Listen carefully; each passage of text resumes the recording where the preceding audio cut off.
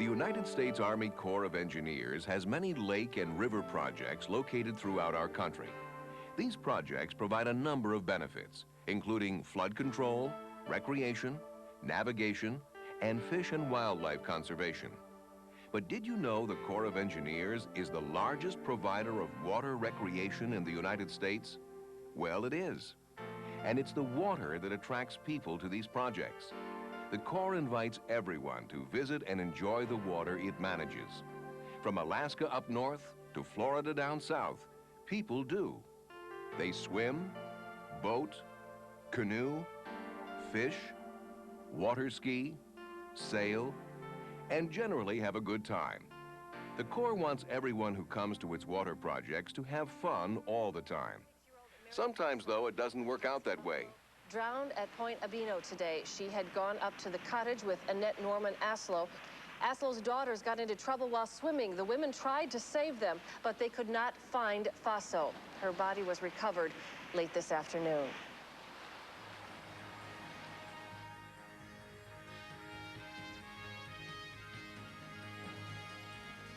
Scenes like this, full of people enjoying the water, make it hard to believe that water can cause tragedy and sadness. But it can.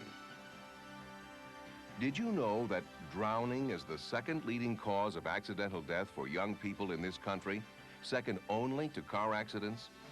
That many of the people who drown didn't even intend to be in the water. In other words, they fell in. That many of those who drowned within 10 feet of safety. And that almost all of those who lose their lives in the water were not wearing a life jacket.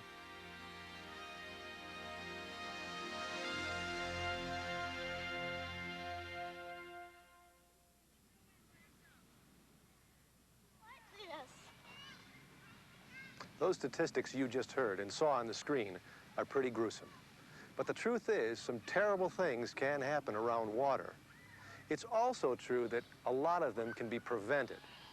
That's what this show is about, preventing terrible things from happening in the water.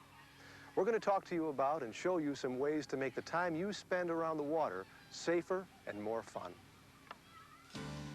You know, many of the people who come to Corps of Engineers beaches have been coming to these areas for a long time, so they know there are no lifeguards at any of them. Because of this, the responsibility for acting with care and good common sense lies strictly with the folks using the water. This is very important when we're swimming.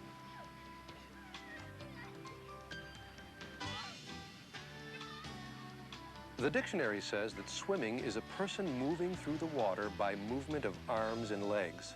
Well, not many of these people are actually swimming. It's a good guess that about half of them don't know how to swim at all. The best you can say is that they're sort of playing in the water. But playing in the water really isn't good enough. It's not a good way to prevent drowning. Learning to swim is. Many organizations, like local chapters of the YMCA, give swimming lessons. So do Red Cross trained instructors. Take those lessons because knowing how to swim is the best way to be really comfortable in the water and the best defense against drowning. Knowing how to swim is the best defense against drowning, but there are others. I've asked Corps of Engineers Park Ranger Debbie Stamp to help us look at them. Deb, what about knowing where to swim and with whom? Well, let's take the last part first. It's always safer and a lot more fun to swim with family and friends than it is to swim alone. That way there's always someone there to help you or to get help. Don't swim alone. Use the buddy system.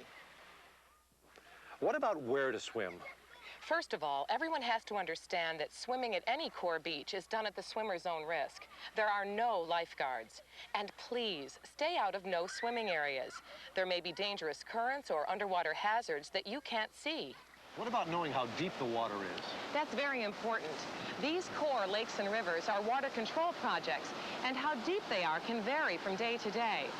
If you were swimming in a certain area last week, don't bet the level will be the same this week. It could be much deeper or much shallower. Also, stay away from a place like this, below a dam.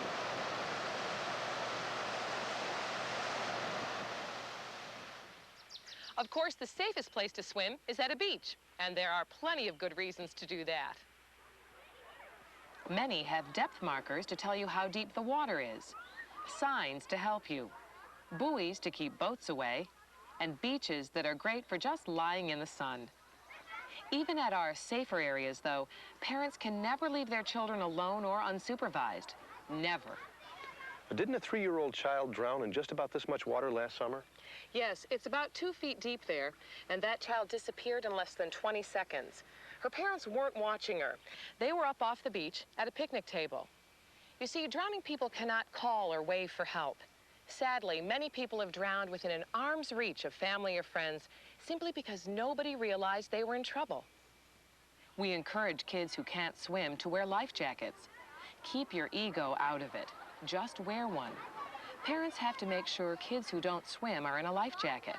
And they have to be sure that they never take their eyes off them, not even for 20 seconds. Of course, in boats, everyone should wear a life jacket. It doesn't look that far, does it? But it is. A lake is different from a pool. Distances are hard to judge. Use common sense.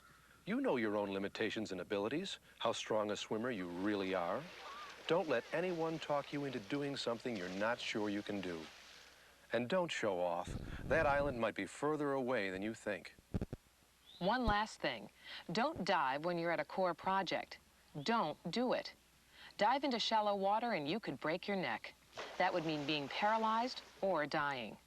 Also, who knows what could be under the water, out of sight? A rock, a stump, some debris? And let's not forget what we said about the depth of the water changing. What you remember from your last visit might not be true on your next one.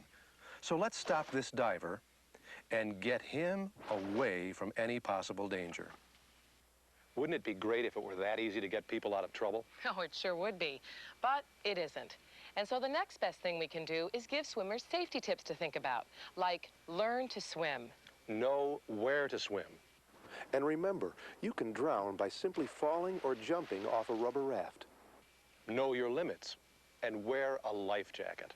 And parents, always, always keep your eyes on small children. And that works both ways. Kids should watch parents, too. Do all these things, and swimming will be safer and even more fun than it already is. So now that you know how to be safe, what can you do if you see somebody else in trouble? Well, the #1 rule is never go in the water after the victim. He could easily pull you under the water and cause you to drown. Here are some things you can do without putting yourself in danger.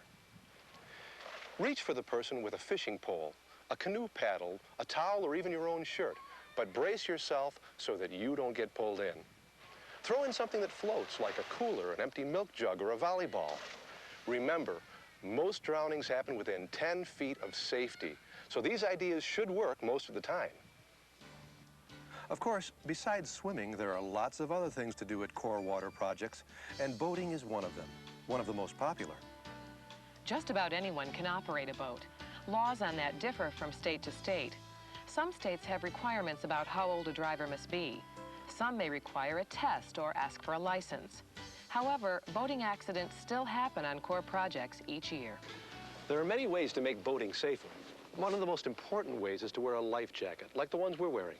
There are different kinds of life jackets for different kinds of activities, but none of them will do you or anyone you're with any good unless they're put on.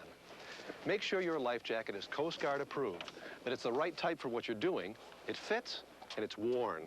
And listen to this, 4 out of 5 people who drown in boating accidents would be alive today if they were wearing a life jacket. I mean, that's why they're called life jackets. All boats are required by law to have certain safety equipment, like lights, a horn, and fire extinguishers. This equipment varies with the class of boat. But operating any class of boat, any kind of boat, means knowing and following the rules of the water, just like driving a car means knowing and following the rules of the highway. Most boating rules are common sense rules. They're set up to keep boats from crashing into one another. They are a way of making sure that all boaters act pretty much in the same way. That helps each operator know what someone else will do. There are many boating courses given that teach people how to safely and properly operate a boat. The Coast Guard Auxiliary, Power Squadron, and State Conservation Departments offer good boating courses.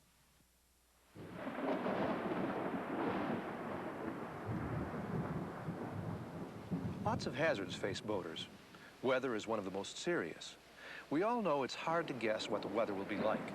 But boaters should always keep their eyes open for signs of change, like dark, threatening clouds building up or winds getting stronger. Sometimes static on the AM radio can be a warning of a storm in the area. The radio is a great way to get weather information. Always check the weather on radio, or on TV, or on a National Weather Service broadcast before going out. And don't be a hero. Never go out if there are storm warnings. Also, don't boat near a dam. Most Corps projects have them to help with water control. Stay away. They're dangerous. The water near them can seem calm, but it might not be. Above and below dams, there may be currents in the water that can pull boats toward the dam. And, of course, there are times when the spillways are opened and tons of water pour out. Sure, there are warnings first, but it's best just to keep away from dams no matter how gentle and tempting the water near them seems. Boating accidents happen, but they almost always happen because a basic safety rule was broken. They happen because life jackets were not worn, because people insist on using engines too big or too heavy for their boat, because they overload their boat. An overloaded boat can easily capsize.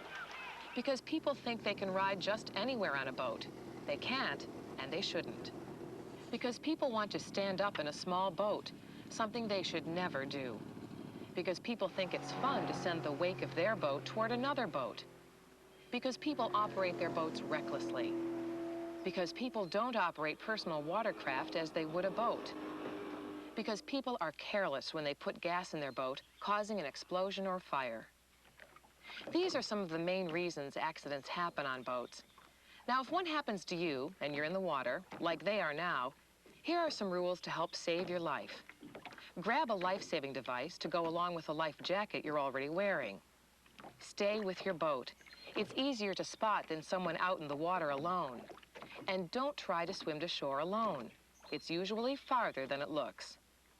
In cold water, don't take off your clothes. They'll help keep you warm. Don't splash around. This will only make you tired and cold. Be aware of something called hypothermia, a big word that simply means your body is losing heat faster than it can produce it. Use what we call the help position to keep you warm. Bring your knees up to your chest and wrap your arms around your knees.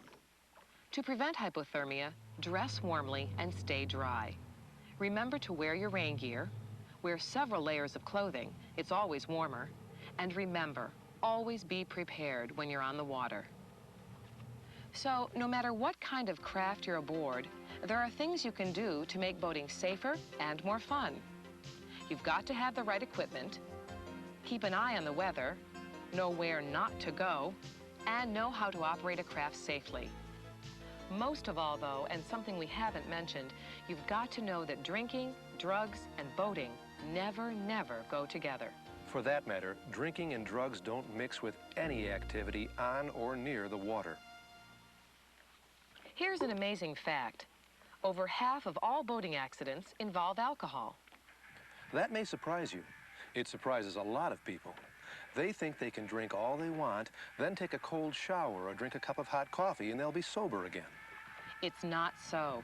Only time sobers people up. You see, when you're on a boat, fishing for example, the wind, the sun, the noise of the engine, the glare off the water, all have an effect on you. They kind of hypnotize you, and you probably wouldn't notice it.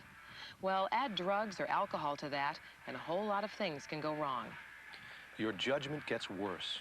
You react more slowly to everything. Sometimes you aren't sure where you are. Even your vision isn't as good.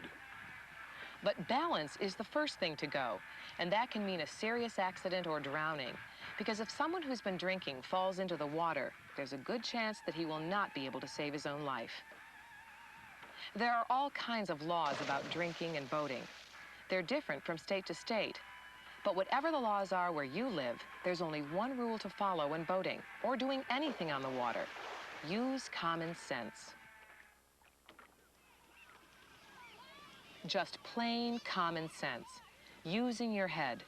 Basically, that's what it takes to make water activities fun, as they should be, and safe, as they should be. What does that mean? It means parents always watching their children, and children watching their parents. It means learning to swim, no matter how old you are, and not being afraid to say, I can't, when you can't. It means wearing a life jacket, not diving into a lake, taking a course in how to operate a boat, and saying no to alcohol and drugs. Water safety is an individual responsibility, yes, but even more, it's a family responsibility. At Corps of Engineer Water Projects, that's how we see it.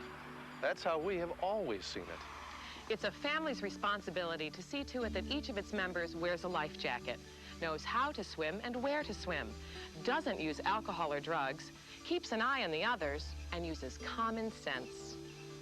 Do these things, and the Corps' beautiful water projects will produce wonderful, safe fun and terrific, happy, endless memories.